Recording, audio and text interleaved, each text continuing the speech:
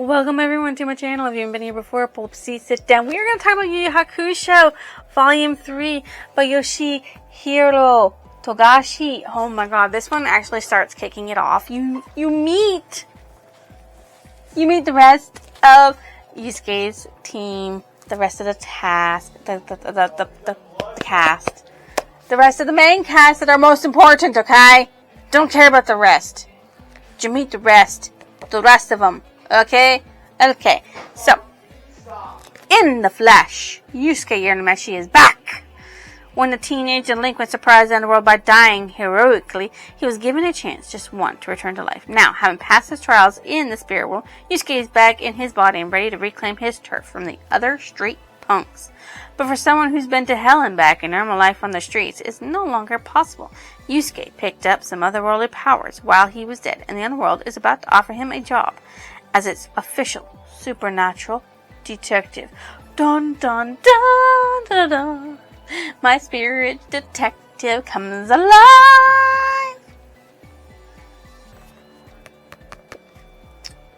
I like that. As you can see, I'm kind of addicted to detective shit. In a way.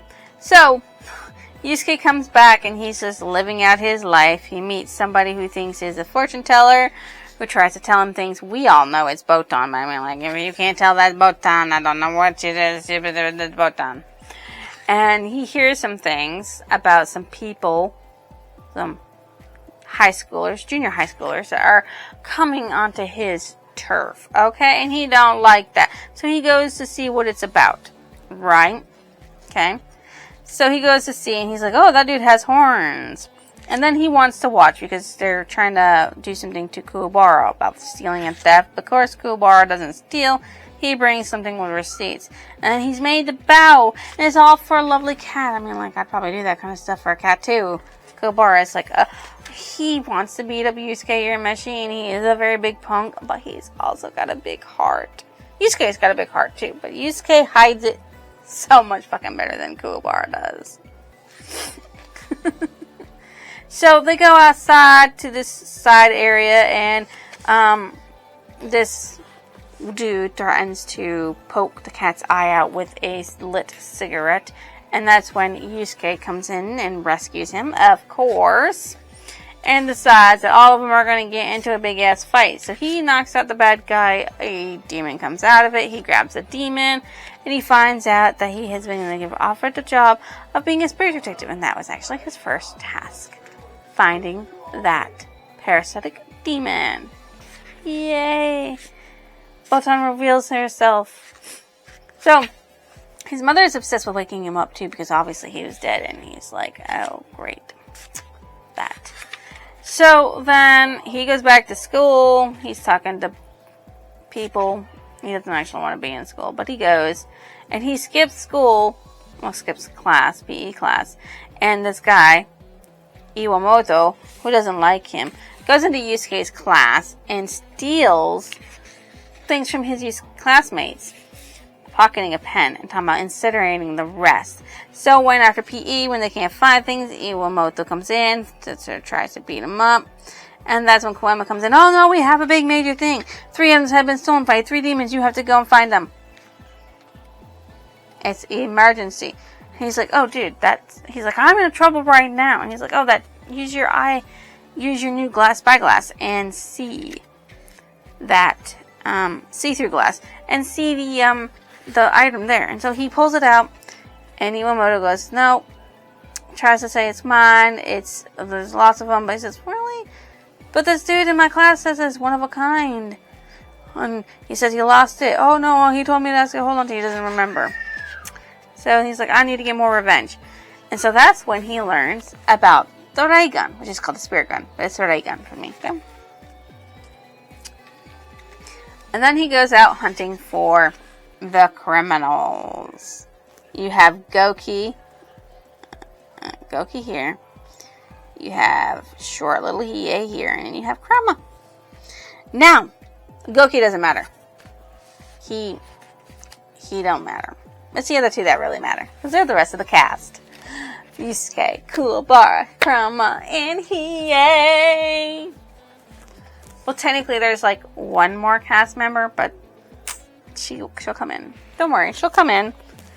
But she's more like a side character, just like Keiko and Botan and Koenma and Kobara's sister and Ryusuke's mother. They're all side characters. They don't really matter nearly as much as those 4 main ones do. Because they're the main ones. Okay.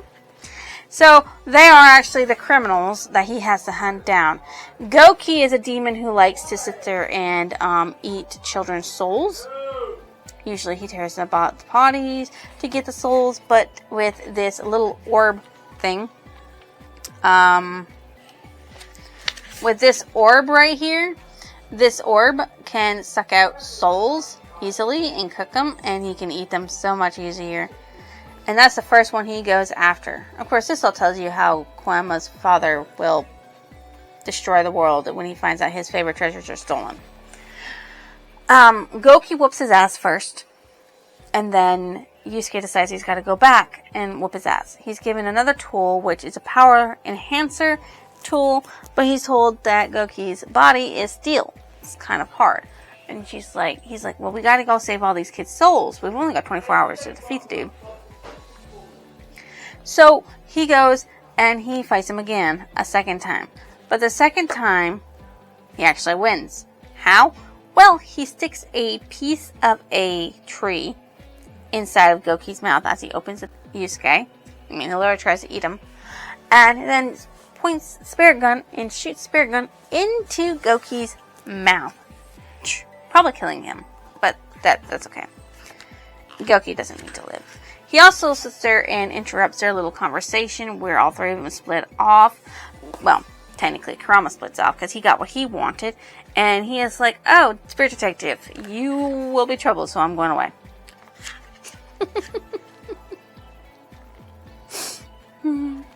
It's funny, you know?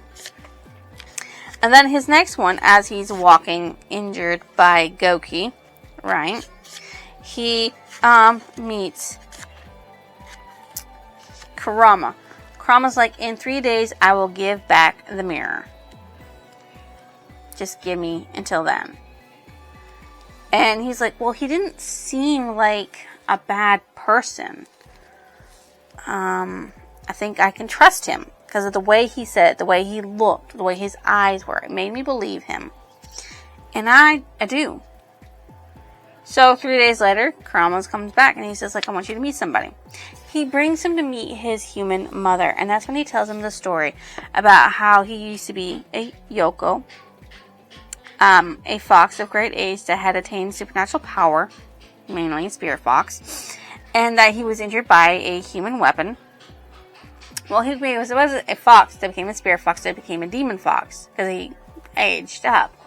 And he got hunted by a powerful bounty hunter, because, of course, his specialty was undoing seals, codes, and stealing ancient treasures and weapons from the vaults. And he was injured, so he assumed a soul form and escaped into the human world.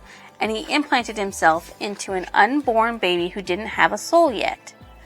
And he said, I only need 10 years before I would be able to leave. But because of something his mother did, which was selfless, realized that he loved him.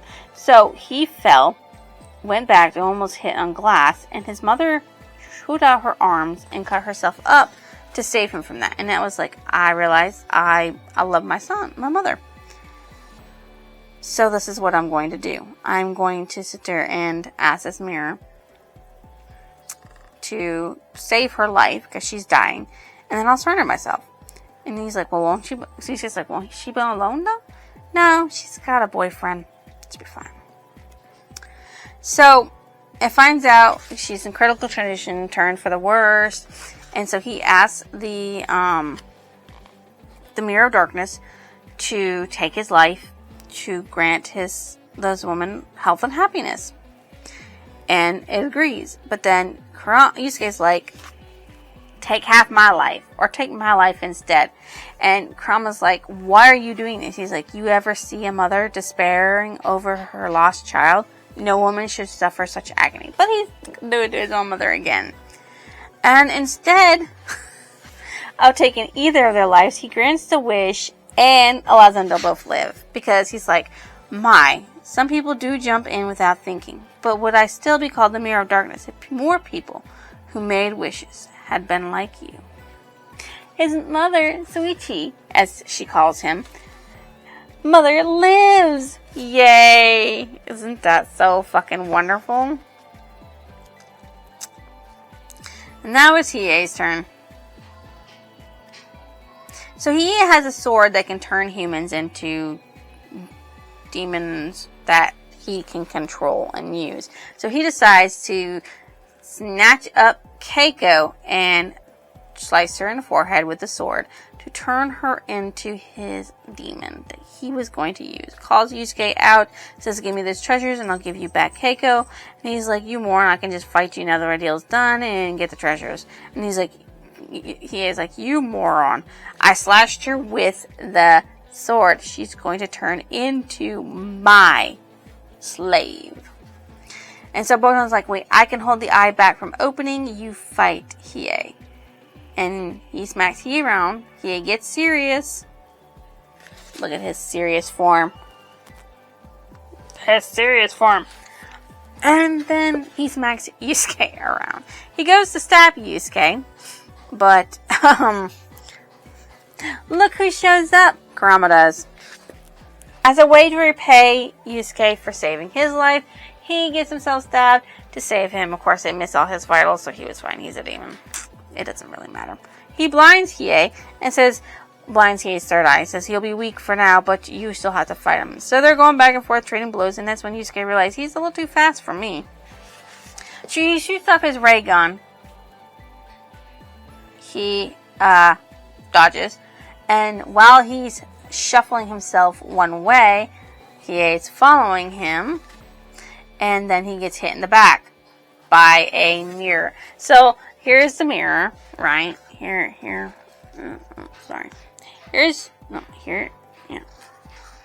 the mirror, right? This is where Hiei was. This is where Yusuke was. Yusuke shuffled over here. This is where Hiei went. And it hit him because it reflected. Of course, Botan was like, oh, how did you know that was going to do that? And he's like, I didn't. I gambled. And Kurama's like, in other words, you had no plan at all. I'm beginning to understand how you think. And Yusuke's like, what do you mean by that, Kurama? Keiko doesn't remember anything. Koema got his ass whooped for what he did. And he's still in hot seat. Now that you have been introduced to them, we get into the gears of the whole thing that sets it off. He is going up a mountain to meet Master Genkai. Master Genkai is going to teach somebody how to, as her successor, her powers and everything. And this is Master Genkai. She's really, really short. She's shorter than he is. And she's really, really old. So, he gets tricked in going up there. He goes up there. He meets Kubar. Kubar went up there for advice, didn't realize what was going on. And they do some of the tests. Now, the first test is to draw from this pot with an envelope thing in it on a white strip. The white strip had been treated, so that way if you had high spiritual enough pressure to turn it red, you would move on to the second round. Now, the second round was where you had to play these 3 games, which would test your spiritualness. One of them would test your sensitivity, one would test your offense, power, and speed, and one would test energy latent in your body. And you had to pass 2 out of the 3 in order to continue. With that, 20 people continued. 50 people were in the first one, 20 were with the second one. So she brings them to the forest of, what'd you call it? The Menace of the Forest? No. The forest, the cursed forest, where they had to go through the forest to get to this tree in 2 hours. And she said, don't worry, facing the tangible menace of the forest, many learned amendments and heed this advice. A lot of people ran away. So Yusuke's like, I'm in. And a bunch of other people were in. And Kuwabar's like, I'm in. And then she races off. So they all race off into it. She goes, I'll meet you at the tree.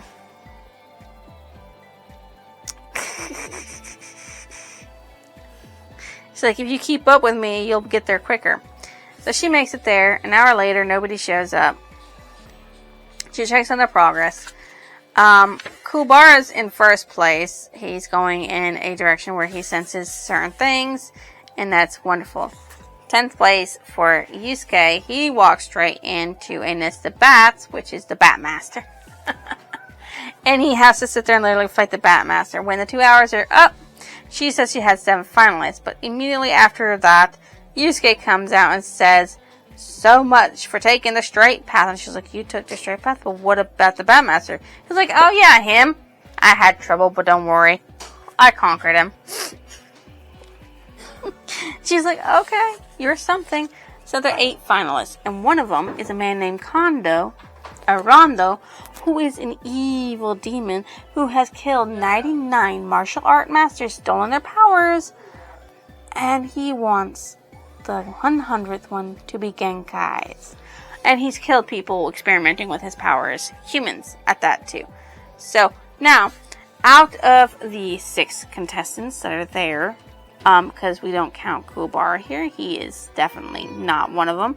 One of these people is an evil murdering person that needs to be destroyed or captured or whatever. So things are starting to heat up in YuYu Hakusho as well. I mean, it's going wonderful. So my favorite character is, of course, Yusuke. Who else would it be? I don't care. He's, of course, only 14, so I'm not crushing on him or anything like that. If only he was older. I guess I'll have to go for his father or grandfather or his ancestor. One of them. My most disliked character in this, I don't think I really have one besides, I guess Goki. Goki's evil. So, yeah, Goki. That's about it. What stood out as memorable? Yusuke's a one-track mind. He likes martial arts. He likes fighting. So, he likes to win things. When he sees Genkai's powers, after he says, oh man, I don't want to be here, he realizes that, yeah, no, it might be worth coming up there to get her power if she can just look at 2 people and just push them away. He's like, yeah, no, I might actually want her power. And Kobra's like, I'm not going to lose to Yusuke, even though I just came here for advice on how to tone down my spiritual sensitivity. I don't have a favorite passage, obviously. There are no real passages in this, but I guess my favorite quote would have to be, talking to him, I got this feeling that he's not all that evil. And he's not. Krama's not all that evil. Krama was just a fox. Is just a fox. And foxes like doing things that foxes like doing. I mean, you can't expect a fox not to do what a fox wants to do. Right? They like to do what they do.